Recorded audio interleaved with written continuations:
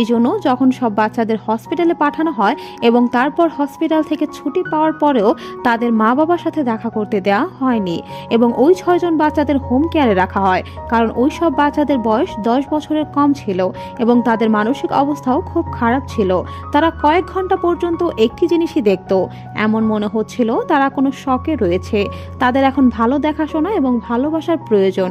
এরই মধ্যে police terpene দম্পতির বিষয়ে আরও অনেক ইনফরমেশন একত্র করে, যেখানে তাদের প্রতিবেশী থেকে শুরু করে ডেভিডের বোন এমন অবাক করা তথ্য দেয় যা শুনে সবাই চমকে যায়। একদিকে প্রতিবেশীরা বলছিল যে টার্পিন পরিবারকে সবসময় আজব মনে হতো।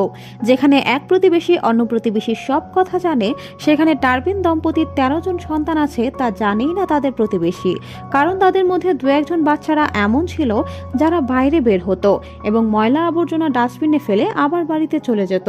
তার উপর বাচ্চাগুলো এত নোংরা থাকতো, মনে হতো না জানি কত বছর যাবৎ গোসল করে না।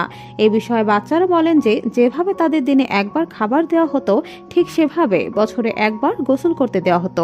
অন্যদিকে ডেভিডের বোন তেরেসা রবিনেট বলেন যে যখন ডেভিড এবং লুইসের বিবাহ হয় তখন তারা 23 এবং 16 বছরে ছিল এবং তাদের মধ্যে সবসময় এত ভালোবাসা ছিল যে সবাই বলতো দে are made for each other. এতটুকুই নয়, ডেভিড অনেক ধনী ছিল। সে প্রতি বছর ছুটি কাটাতে তেরেসার বাসায় যেত। বাচ্চাদের ডিজনিল্যান্ড নিয়ে যাওয়া থেকে শুরু করে সেই সব কিছুই করত যা একজন পিতামাতা তার সন্তানের জন্য করে। শুধু ঘোরাফেরায় নয়, টার্পিন পরিবারের সুখী জীবন তখনও বোঝা যেত যখন সে তার সব বাচ্চাদের নিয়ে বোনের সাথে কথা বলতো। কিন্তু হঠাৎ সব বদলে গেল। কয়েক বছর পর্যন্ত না টার্পিন তার বোনের বাসায় যেত, না বোনকে বাচ্চাদের বিষয়ে কিছু বলতো।